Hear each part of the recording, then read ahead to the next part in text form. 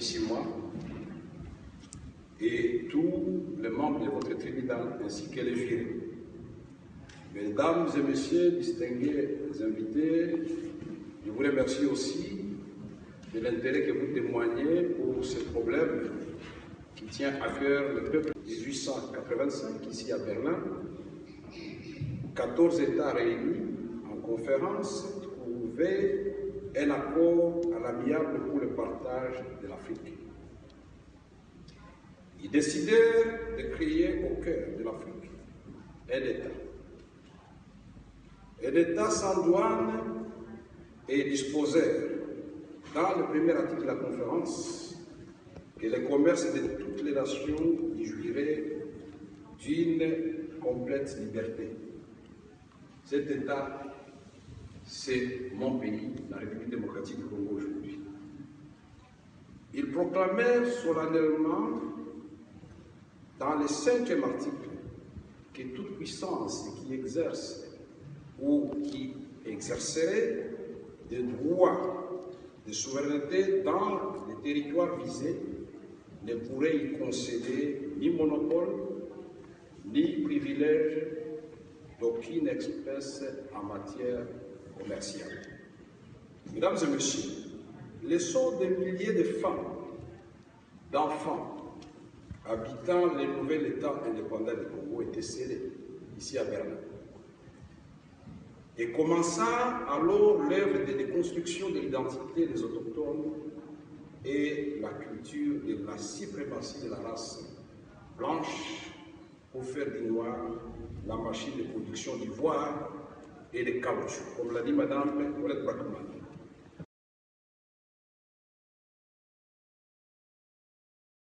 En 2000, alors que nous nous réunissions à Maputo, sous l'égide du président Chissano Mbeki, il y avait le président de l'Angola, le président du Rwanda, le président de l'Ouganda et d'autres intervenants sur le plan international, M. Kamel Bojan, le représentant spécial secrétaire des Nations Unies.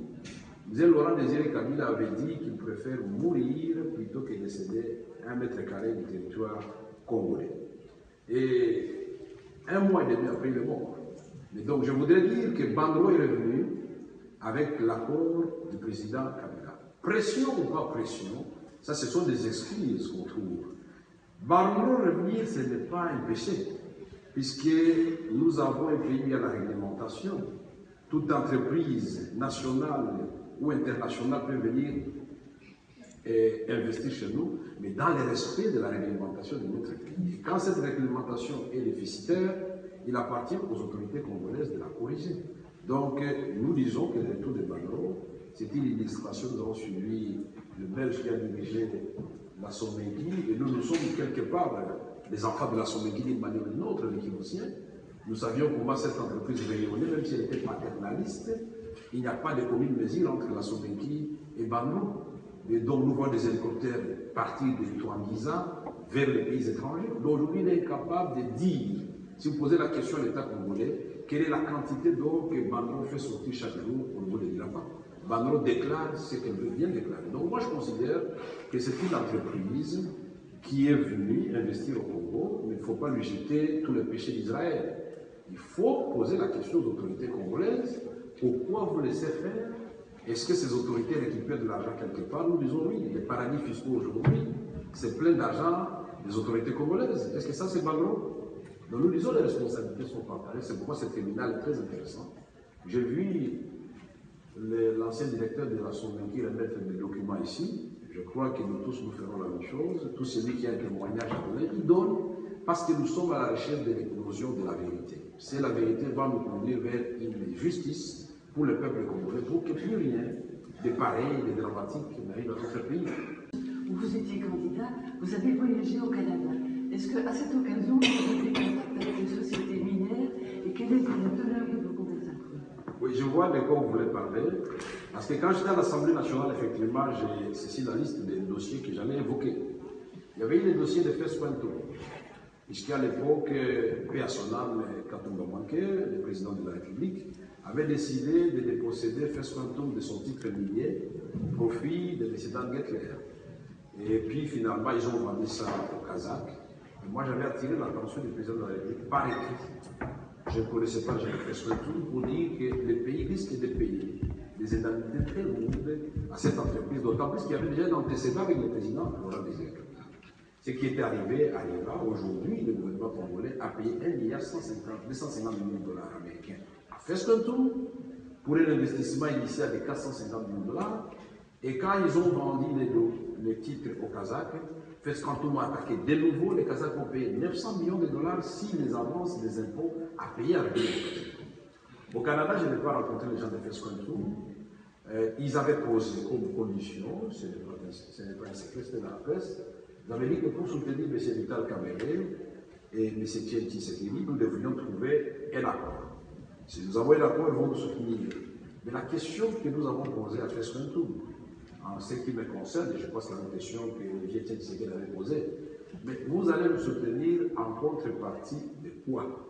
Si c'est pour payer un climat des affaires au Congo, avec une législation qui va vous permettre de vous mettre en compétition avec d'autres entreprises, si c'est pour éviter les tracasseries, puisqu'il faut souligner aussi que les entreprises qui viennent au Congo, parfois cherchent les voies les plus faciles, parce que tout le monde a la place de l'État. Général, juge, commissaire de police, administrateur du territoire, donc vous pouvez payer jusqu'à 150 taxes. Si c'est cela, d'accord.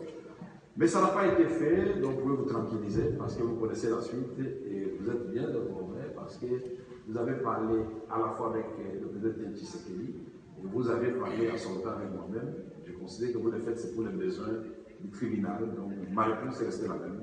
Je ne les ai pas rencontrés, je n'ai rien reçu. Encore une question. Négocier certains contrats miniers, est-ce que des pressions ont été exercées par les sociétés minières? Et est-il exact qu'on a essayé de faire pression, notamment en bloquant la remise de la dette congolaise qui a finalement eu lieu au moment du 50e anniversaire de l'indépendance? Quel était le type de pression exercée? Oui, il y a eu plusieurs pressions qu'on pouvait éviter. Moi, je crois que le problème de nous, les autorités congolaises, parce que je ne voudrais pas me soustraire pour ne pas donner l'impression que je suis venu à ce tribunal pour accuser les autres en disant que moi je suis plus pauvre que les autres. Hein. Mais je pense que notre grand problème que nous avons, nous les dirigeants congolais, c'est d'ignorer l'importance de notre pays. Et que nous allons toujours négocier en position de faiblesse alors que c'est nous qui détenons les richesses. J'ai vu les gens tergiverser puisque les dossiers étaient mis à l'Assemblée nationale. Mais le ministre des Mines n'arrivait pas à nous expliquer comment il allait procéder à la révisitation des contrats miniers. Et tous les dossiers qu'il avait fait à la suite des pressions, il était en train de revenir sur chaque cas. Ce qui fait que nous nous sommes quittés avec le gouvernement en queue de poisson parce que l'Assemblée nationale a fait sa révisitation des contrats et le ministère des Mines a fait sa propre révisitation des contrats. Dans un pays, il faut dire que c'est tout à fait curieux. Les pressions, vous parlez des pressions. Il y a eu des pressions et les entreprises ont des lobbies, ça c'est vrai, puisque les entreprises qui avaient déjà acquis des droits, mais cessez de répéter que nous avions acquis des droits. Quand vos autorités gouvernementales avaient signé les titres miniers, il n'y avait pas de revolver sur la tente. Nous sommes là, c'est pour une durée d'autant d'années. Mais seulement, il était de notre devoir en tant que représentant du peuple de montrer qu'un contrat signé de façon frauduleuse, si le plan est légal, il n'a pas de validité.